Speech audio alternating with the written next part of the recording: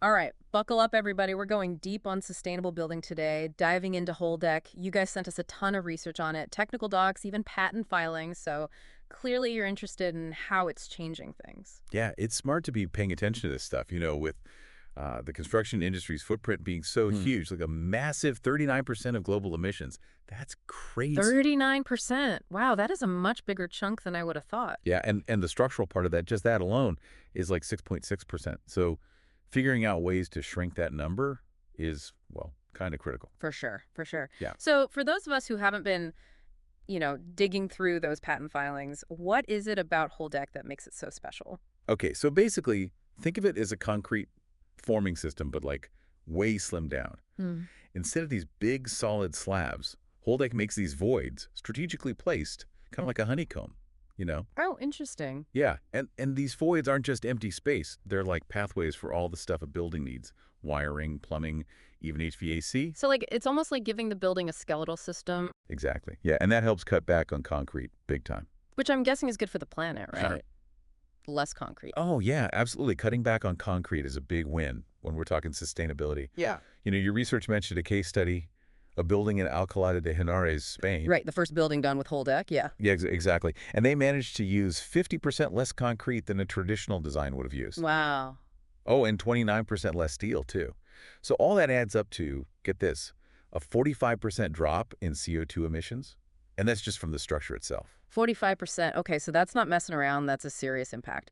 Okay, so are using less material, which is obviously good for the planet. But what about the cost? Isn't sustainable building, notoriously more expensive? Well, yeah, there's often this idea of a green premium that comes with these eco-friendly options. Right, right.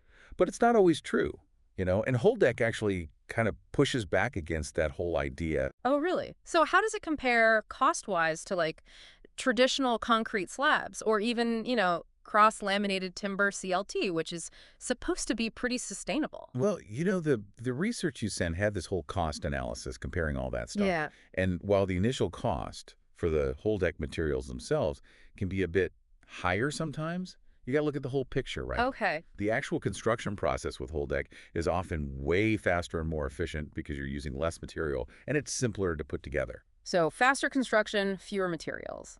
Are you saying those savings can actually, outweigh that initial cost difference? In some cases, yeah, definitely. And that's not even factoring in the long-term benefits. Yeah. Remember those papers about design for reuse, DFR, and design for disassembly, DFD? Oh, right. Yeah, those terms, I gotta admit, went a little over my head. Well, Holedeck is made with all that in mind. So think of it like this. With the old way of doing things, if you needed to make big changes to a building's layout or the services inside, you'd be looking at a lot of demolition and rebuilding, right? Messy, expensive. Right. But with Holedeck, all those services are right there, accessible within the voids of the slab. So you can modify things, upgrade stuff much easier and with less waste. Ah, so it's not just about being eco-friendly in the building itself. It's about making a structure that can change and adapt over its whole life. Exactly. Which makes a lot of sense considering how fast technology changes and how our needs are always evolving, right? Exactly. Buildings made with DFR and DFD in mind, they can be repurposed, used for totally different things, extending their lifespan and cutting back on all that demolition and rebuilding. It's like future-proofing the structure. Yeah, that makes sense. Okay, so we've talked about the sustainability side, the cost, the adaptable factor, but what about the practical stuff? How do we know this whole honeycomb structure can actually hold up a building? That's a great question. And the answer is all about the design, which is actually kind of inspired by nature. Think about bones, like bone structure. Okay. Super strong, but lightweight. Right.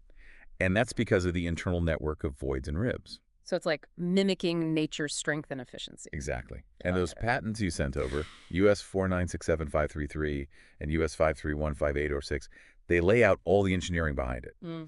The voids in Holedeck are put in just the right spots where there's less structural stress so the slab stays strong but uses way less material. Clever. Yeah, and to prove it all works, they put the system through all these rigorous load tests, and certifications. That's good to hear. Wouldn't want to be standing in a building held up by untested honeycomb slabs.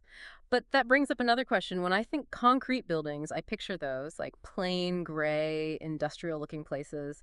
What about aesthetics? Can Holedeck even work with modern design? Absolutely, yeah. The exposed concrete that Holedeck makes, it can actually look really cool, visually interesting. And that project in Alcalá de Henares, the one we talked about before, Yeah. that's a perfect example. The architects actually use the exposed concrete in a way that works perfectly with the modern design of the building. Oh, that's great to hear. So it's not just about like functional sustainability, it's about making spaces that look good too. Exactly, and that leads us to something about Holedeck that might surprise you. It's got this potential to really revolutionize energy efficiency inside buildings. Okay, now that's interesting. Give me a little preview. What's that all about? Let's just say things are about to get even more interesting. We'll get into all that in part 2 of our deep dive. Okay, so you mentioned Holedeck's potential to really change energy efficiency. I'm definitely curious about that. Well, you said earlier that sustainable building usually costs more, right? But what if we could make sustainability mean saving money? Now that I like, how does Holedeck do that? Remember how Holedeck cuts down on how much concrete you need in the building? Yeah. Well, less material means less mass, right? Hmm. And less mass means there's less to heat up or cool down. It's simple, but it makes a big difference when it comes to energy. Right, less stuff to keep at the right temperature. But isn't concrete supposed to be good at that? Like holding a steady temperature? Wouldn't less concrete mean losing that benefit? That's where Holedeck gets really smart. It uses what concrete is left in a really clever way with this system they call Holedeck Active. Okay. It basically turns the whole building structure into one giant thermal battery. Wait, hold on. A thermal battery. What's that? How does that even work? So imagine this. You've got pipes running through the slab, either on the top layer or in the ribs themselves. And these pipes carry water. And that water is how you control the temperature. So it's kind of like underfloor heating, but in the ceiling. You're getting it. It's similar, but with a twist. Holedeck Active can heat and cool. So in the winter, you've got warm water going through the pipes, radiating heat down into the space. And in the summer, you use cool water, which sucks up the excess heat, keeping everything nice and comfy and efficient too. That's pretty slick. It's like a two-in-one system right in the structure. But Mhm. where's the energy coming from to heat or cool that water? That's another cool thing about this. You can hook Holedeck Active right up to renewable energy sources, things like solar thermal panels or geothermal. So it's not just shrinking the building's carbon footprint, it's helping the whole building be more sustainable with its energy. Exactly. And it's more comfortable too and more responsive. The stuff you sent mentioned thermal inertia. I remember seeing that. It's something about how materials absorb and release heat. Right. Yeah. Concrete's got a high thermal inertia, meaning it can store a lot of thermal energy. And with Holedeck Active, we can actually control that process. Imagine this. The slab soaks up heat all day and then slowly releases it all night, keeping things warm without needing to run the heater all the time. It's like built-in climate control. You got it. And that leads us to another cool thing within Holedeck. Plug deck. Remember reading about that? Yeah, that one definitely caught my eye. Sounds kind of futuristic. Well, Plug Deck takes the whole adaptable thing to another level.